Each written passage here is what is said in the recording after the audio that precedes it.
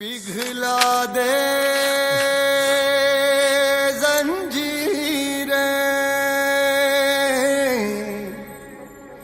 बना उनकी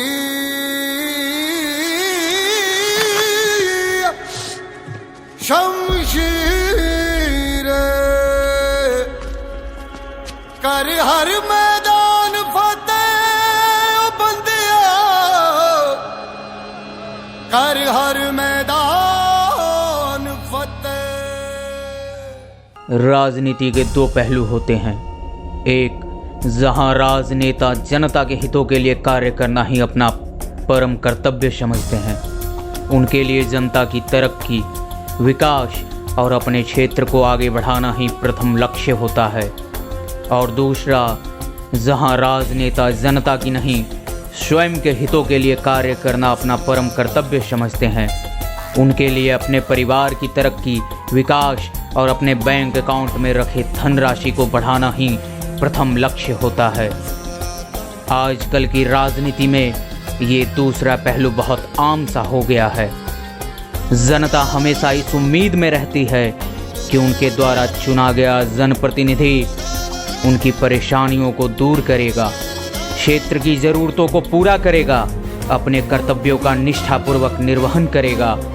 किंतु अक्सर राजनेता दूसरे पहलू के अनुसार अपने कर्तव्यों का निर्वहन करना प्रारंभ कर देता है और जनता अगले 5 सालों के लिए केवल हाथ मलती रह जाती है।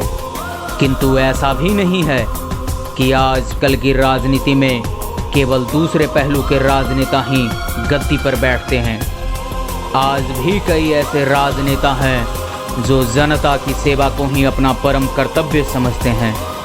उन्हीं में से एक हैं राजकुमार ठाकुर जी, जिन्होंने जनता की सेवा को ही सर्वोपरि समझा और जनता की सेवा में खुद को समर्पित कर दिया।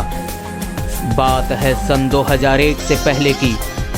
संपूर्ण मधुबनी पंचायत राज क्षेत्र ऐसे राजनेताओं के नेतृत्व में था जो कि राजनीति के दूसरे पहलू की नाव पर सवार होकर अपने और अपने परिवार की नैया पार लगाने में व्यस्त रहा करते थे और संपूर्ण क्षेत्र कुव्यवस्था, भ्रष्टाचार, बदहाली और अपराध के आतंक से त्राहिमाम कर रहा था। क्षेत्र में ना सही से सड़क की व्यवस्था थी, ना बिजली की व्यवस्था थी, ना पानी की व्यवस्था थी।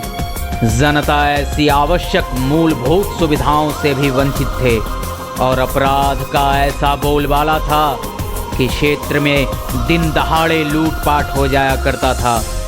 अक्सर ग्रामीणों में आपसी भिड़ंत होते रहती थी, जिसमें दर्जनों के हिसाब से जान माल का नुकसान हुआ करता था। और राजनेता अपने बैंक अकाउंट की धनराशि को बढ़ाने में व्यस्त रहा करते थे।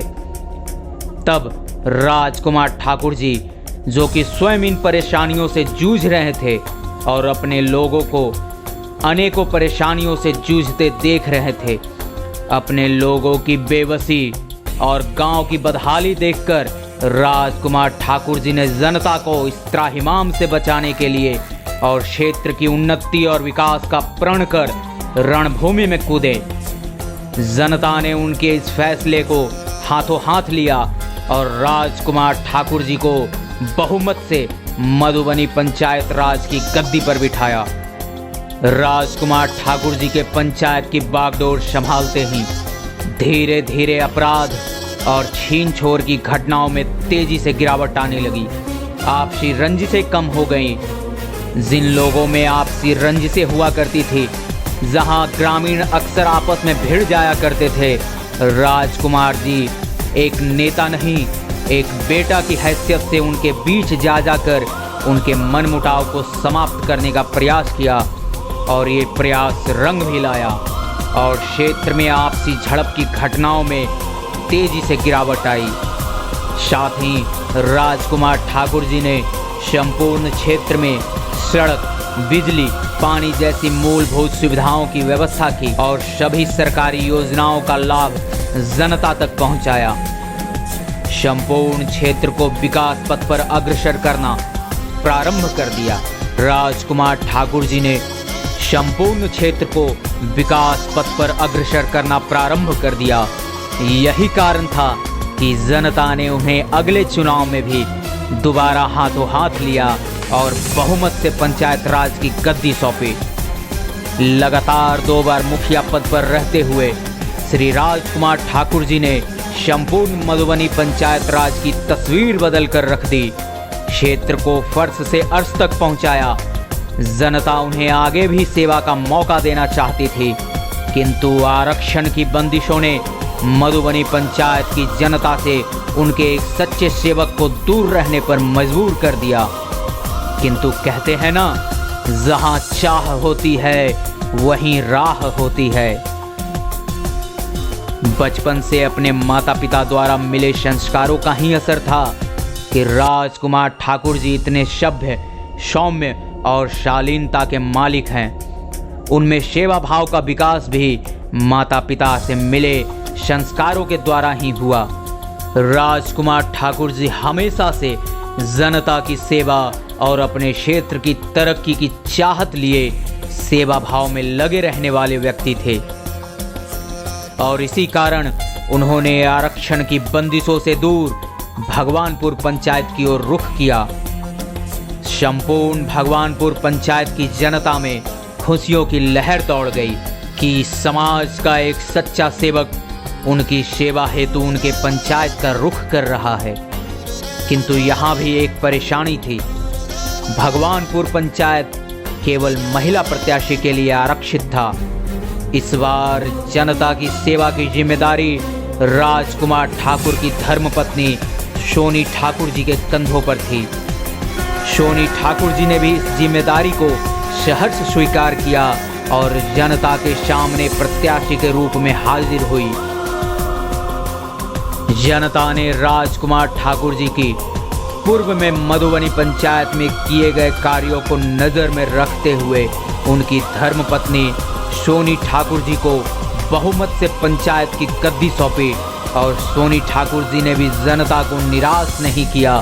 अपने पति राजकुमार ठाकुर की तरह उन्होंने भी भगवानपुर पंचायत में विकास रथ को अग्रसर करना प्रारंभ किया और आज भगवानपुर पंचायत में सड़क, बिजली, पानी जैसी सभी मूलभूत सुविधाओं के साथ साथ सभी सरकारी योजनाओं का लाभ जनता तक सीधे पहुंच रहा है और जनता लाभान्वित हो रही है। अगर देखें तो मतलब ये मुखिया का जो कार्य चल रहा है 5 साल, वो मिला जुला कर बेहतर रहा है। इससे पहले का मुखिया का तो कोई कार्य ही नहीं था और विकास एक आसमान से टपकता नहीं है। कर्मिक विकास होता है और कर्मिक विकास हुआ है। हम समझते हैं कि अगर नेतृत्व में परिवर्तन नहीं हुआ तो 5 साल में पंचायत बहुत डेवलप होगी। सोनी ठाकुर के साथ मौका मिला है।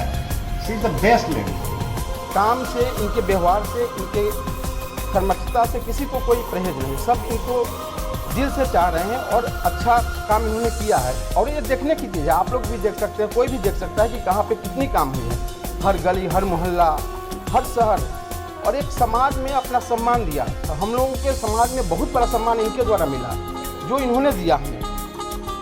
इनके इसके पहले भी हमने देखा है 10 से 15 साल तक बूथ पर वोट गिराने तक हम लोगों को दिक्कत होती थी, लेकिन आज हम कुछ महसूस नहीं कर पा रहे हैं। हम अपना वोट आराम से गिराते हैं, हर कुछ करते हैं, लेकिन इसके पहले हम वोट गिराने तक नहीं जा पाते थे। यह हमारी इनकी देन है कि आज हम सब कुछ कर पा रहे हैं। संपूर्ण भगवानपुर पंचायत एक परिवार की तरह है और इस परिवार की मुखिया सोनी ठाकुर जी के नेतृत्व में संपूर्ण भगवानपुर पंचायत लगातार विकास मार्ग पर अग्रसर हो रहा है। एक बार फिर समय आ गया है, भगवानपुर पंचायत की जनता इस विकास रथ को रुकने ना दे और सोनी ठाकुर जी को ही पुनः भगवानपुर पंचायत की गद्दी सौंपे, ताकि भगवानपुर की गद्दी किसी ऐसे राजनेता के हाथ न चला जाए जो राजनीति के दूसरे पहलू पर काम करना प्रारंभ कर दे।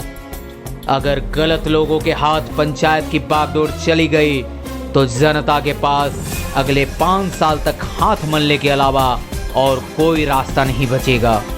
अगर भगवानपुर पंचायत के विकास रथ को निरंतर आगे बढ़ाना है तो केवल सोनी ठाकुर जी को ही जिताना है। क्रम संख्या 3 पर कलम दबाव के निशान को देखें और बटन दबाएं। भगवानपुर पंचायत के विकास रथ को लगातार आगे बढ़ाएं। केवल और केवल सोनी ठाकुर जी को ही जिताएं। नमस्कार, मैं सोनी ठाकुर आपसे आग्रह करने आई हूँ कि आपने मुझ पर जो 5 साल पहले विश्वास दिखाया था वो फिर से एक बार मुझ पर विश्वास दिखाएं। मैं अपने भगवानपुर पंचायत को पंचायत नहीं अपना परिवार समझती हूँ। घायल परिंदा है तू, दिखला दे जिंदा है तू, बाकी है तुझ में हौसला। तेरे जुनू के आगे अंबर पनाहे मांगे, कर डाल तू जो फैसला। रूठी तकदीरें तो क्या, टूटी शमशीरें तो क्या, टूटी शमशीरों से ही हो